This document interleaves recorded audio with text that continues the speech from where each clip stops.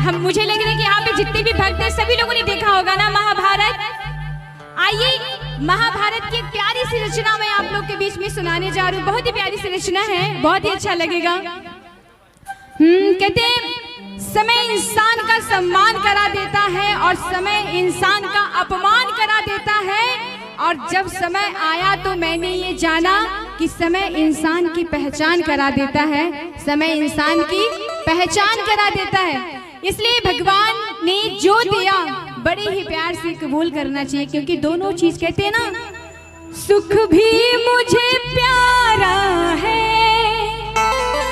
दुख भी मुझे प्यारे हैं,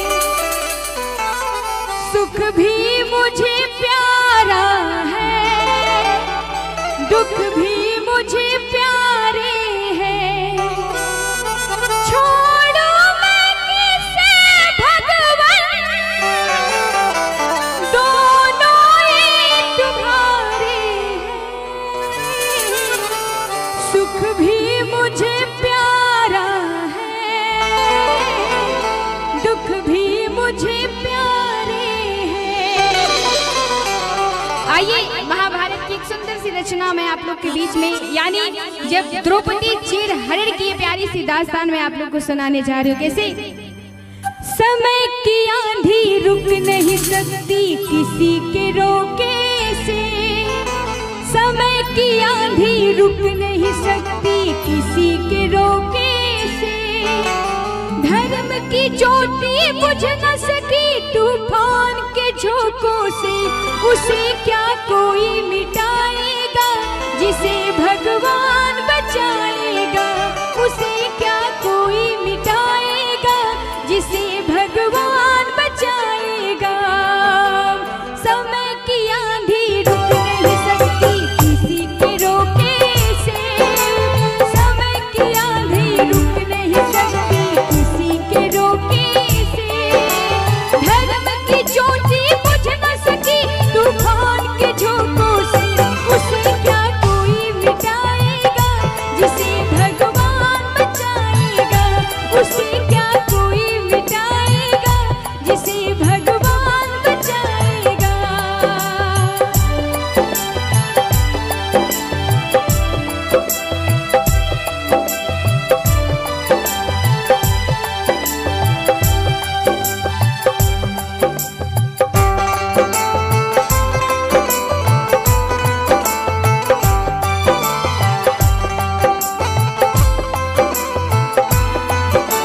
कहते हैं संकट कभी कभी हम इंसानों पर भी नहीं आती, कभी कभी भगवान पे भी आ जाती है। जब समय खराब हो तो, और जब समय खराब होता है तो दिल के साथ दिमाग भी काम करना बंद कर देता है। इसलिए कहना क्या, धर्म ध्वजा धारी अर्जुन भीम नकुल से बलशाली, हार गए कौरवों से जुए में अपनी घरवाली नारी। धर्म ध्वजा धारी अर्जुन भीम नकुल से बलशाली, हार गए कौरवों से जुए में अपनी घरवाली नारी, अपनी घरवाली नारी। कहते कर्म किया किसी और ने, सजा मिली किसी और को।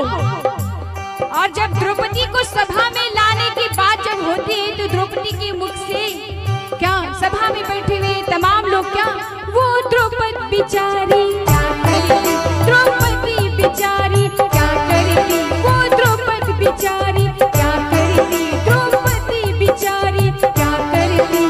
जैसे हरण हो गया था मां सीता का धोखे से, जैसे हरण हो गया था मां सीता का धोखे से। धर्म की ज्योति बुझ न सकी तूफान के झोंकों से, उसे क्या कोई मिटाएगा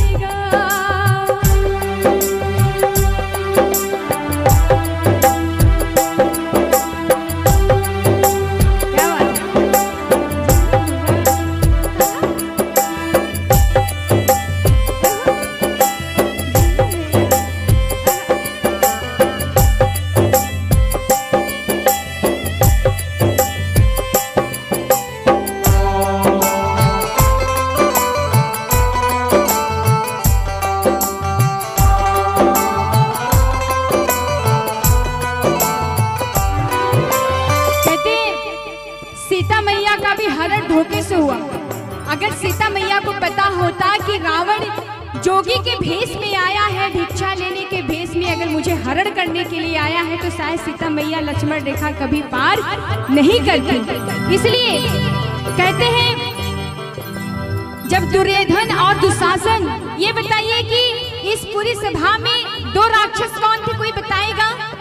दो राक्षस कौन थे सभा में, कोई बताएगा? यहाँ पे बड़ी आदरणीय लोग बैठे, मैं आप लोगों से बस दो सवाल करना चाहती हूँ। कोई दुर्योधन यानी उस सभा में कौन दो राक्षस थे, कोई बता सकता है? सॉरी, दुर्योधन और एक दूसरा, क्या बात है, जोरदार ताली बजा दीजिए भाई, बड़े प्यारे, यानी दुर्योधन और दुशासन दो राक्षस। आइए कहने क्या, जब दुर्योधन और दुशासन द्रौपदी का बाल खींच के सभा में ला रहे थे, द्रौपदी सभी से हाथ गिड़गिड़ा कर जोली, लेकिन किसी ने द्रौपदी की लाज बचाने को ही आगे नहीं आया। कहते द्रौपदी के एक नहीं, दो नहीं, पूरे 5 पति थे, लेकिन कहते हैं ना जब इंसान का समय खराब होता है तो कोई साथ नहीं देता है। कैसे? 5 पांडव सर को झुकाए, बैठे आंखें बीच कर, बाल पकड़ कर पांचाली का लाया गया जब खींच कर।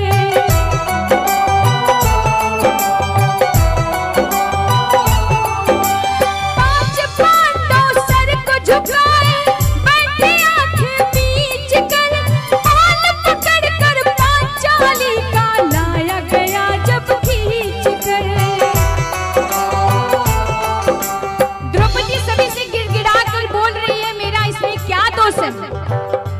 सभी विद्वान बैठे हैं, सभी लोगों के हाथ पकड़ रही है, पैर पकड़ रही है कि मुझे बचा लीजिए, मेरी इज्जत बचा लीजिए, लेकिन किसी ने नहीं सुनी। और कहते हैं जब किसी औरत से दिल की हाय निकलती है तो क्या, निर्लज कसाई हाय दैया, तुझे दया न आई हाय दैया, लेकिन उसके बाद भी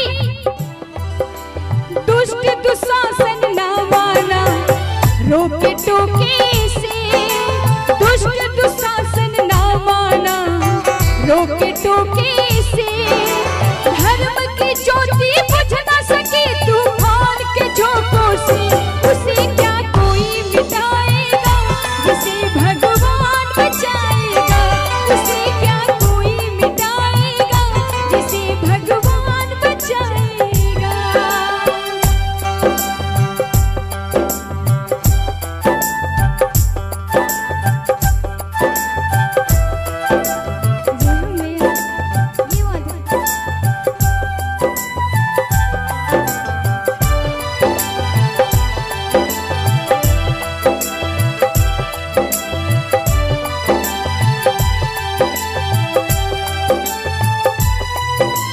सभी लोगों ने सभा में बैठे हुए ऋषि मुनि जो भी थे, दुर्योधन और दुशासन को समझाया कि दुर्योधन दुशासन तुम्हारी लड़ाई अपनी जगह है, लेकिन एक नारी का सम्मान अपनी जगह। कहते हैं नारी से बढ़ के कोई न दूजा, इसलिए ब्रह्मा विष्णु महेश ने नारी को पूजा। इसलिए कहते हैं क्या, खड़े शिकारी दो राक्षस एक हिरणी की खाक में, बोली द्रौपदी लाज अब भैया तुम्हारे हाथ में। ये बताइए द्रौपदी के भाई कौन थे, कोई बताएगा? द्रौपदी के भैया कौन थे? भाई अगर किसी को याद है तेज बोलिएगा, मैं ऊंचा सुनती हूँ। कृष्णा, एक बार जोरदार ताली बजा दीजिए, जोरदार ताली बजे भी, काहे शर्मा रहे हैं आप लोग? हाँ ये बात है। आइए, कहते हैं जब सभी से विश्वास उठ गया तो द्रौपदी ने अपने भैया यानी कान्हा जी ने वचन दिया था कि बहन कभी भी तुम्हारी मेरी जरूरत पड़ेगी तो तुम मुझे बुलाना जरूर। द्रौपदी ने एक बार बुलाया, कन्हैया नहीं आए। क्यों? क्योंकि द्रौपदी ने एक हाथ से अपनी साड़ी पकड़ी थी, दूसरे हाथ से प्रभु को बुला रही थी। उसको विश्वास था कि मैं एक हाथ से बुलाएंगे तो मेरे प्रभु आएंगे, दूसरे हाथ से अपनी लाज भी बचा रही है। कहते कि जब कभी भी हम प्रभु पे आधा अधूरा विश्वास करते हैं तो प्रभु हमारे लिए मुसीबत में कभी नहीं आते। जब एक बार द्रौपदी ने बुलाया, प्रभु नहीं आए, तो दूसरी बार बुलाए, तब पर भी नहीं आए। तब द्रौपदी ने कहा अब तो इज्जत जा ही रही है, अब तो इज्जत जा ही रही है, तो उसने क्या काम किया, दोनों हाथ को उठा के बिल्कुल लाज शर्म सब उसने छोड़ दिया, अपनी सारी छोड़ दी, दोनों हाथों को हाथ जोड़ के आंखें मूंद के कन्हैया को बुलाने लगी। कैसे? खड़े शिकारी तो राक्षस एक हिरणी की खाक में, बोली द्रौपदी लाज अब भैया तुम्हारे हाथ में। और द्रौपदी आंखों में नीर लेके रघुनंदन को कैसे, जल्दी से आओ रघुनंदन बदनाम न हो रक्षा बंधन, जल्दी से आओ रघुनंदन बदनाम न हो रक्षा बंधन। पुकार सुनी तो कमल कन्हैया आ गए मौके से, बोलिए कृष्ण कन्हैया लाल की। कैसे? पुकार सुनी तो कृष्ण कन्हैया आ गए मौके से, धर्म की ज्योति बुझना